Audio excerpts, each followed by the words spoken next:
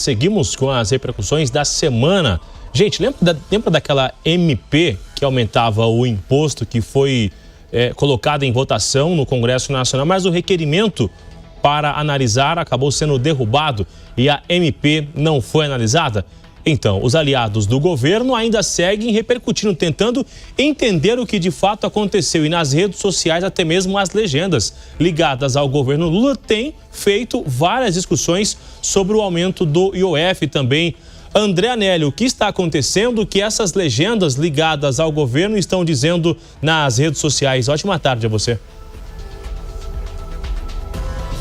Oi, Bruno, muito boa tarde a você e a todos aqui no Fast News da Jovem Pan. Agora começa uma guerra de opiniões e de discursos também nas redes sociais. Por um lado, o PT, o Partido dos Trabalhadores, vinculado ao presidente Lula, diz que a derrubada da MP 1303, que impunha, por exemplo, o aumento de taxas de impostos para fintechs, os bancos digitais, aumento esse que por meio da MP acabou não sendo votado lá no Congresso Nacional, não houve sequer a votação da medida, essa medida caducou, ela perdeu a validade. Tudo isso, o governo tem dito que, na verdade, não foi uma derrota dos partidos de oposição ao governo, mas sim a população brasileira, porque o governo federal, nesse momento, começa o discurso de que aquela taxação, aquela tributação era necessária para que não houvesse uma sobretaxa em cima dos menos favorecidos.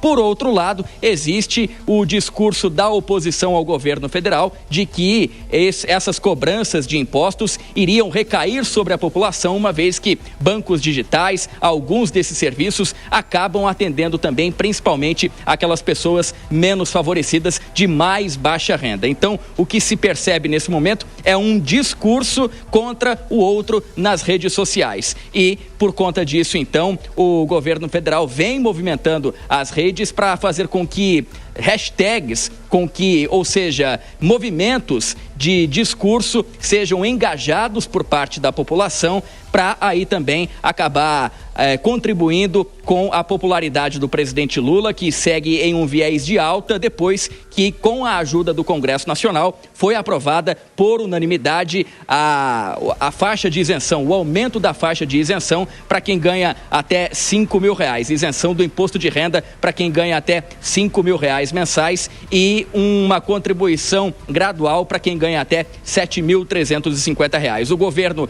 com a aprovação dessa medida, se vê fortalecido e aí vai para as redes sociais no sentido de brigar por aquilo que acha que deveria ter sido aprovado, justamente então a MP 1303, que conseguiria então trazer mais arrecadação para o governo federal e fazer assim com que o arcabouço fiscal, aquela regra que prevê a relação entre receitas e despesas, fosse cumprida não só a partir de 2025, mas a partir de 2026. Portanto, uma guerra de discursos. Bruno. André Anelli, ao vivo da Capital Federal, com informações sobre essa ressaca de uma MP que acabou vencendo, não foi analisada. Tem também essa discussão sobre IOF e também a isenção do imposto de renda, que ainda está no Senado Federal. André volta logo mais com outras informações. Quero ouvir o nosso comentarista, o Diego, que continua conosco. Diego, a gente ouvia aqui falar sobre essa influência nas redes sociais, uma tentativa de convencimento,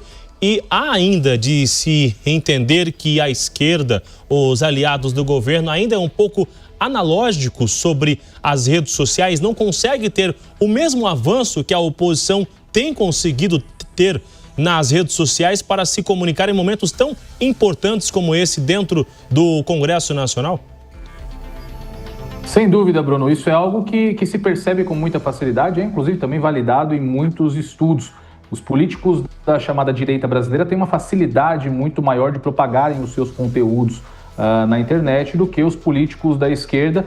Do outro lado, os políticos da esquerda ainda contam com bases homogêneas orgânicas um pouco mais claras do que os políticos da direita. Tem ali os movimentos sociais, os sindicatos, os movimentos identitários, enfim, todos esses movimentos costumam apoiar em bloco a esquerda brasileira. Mas o fato é que as redes sociais têm um papel de grandíssima importância atualmente no contexto do debate político. É por isso que é tratado como um território a ser tomado por não só esquerda e direita, mas também pelo centro, pelo Centrão e por todas as espécies da fauna da política brasileira. E sobre o debate do IOF especificamente, uma grande guerra de narrativa sendo travada. Em lugar nenhum do mundo, aumentar imposto para ninguém facilita a vida do povo, melhora a vida do povo. No caso do IOF, especificamente, que é o Imposto sobre Operações Financeiras, o aumento das alíquotas do IOF, mesmo que direcionado aos empresários, vai fazer encarecer o crédito que é utilizado também pelas pequenas empresas, pelas microempresas e, claro, também pelas empresas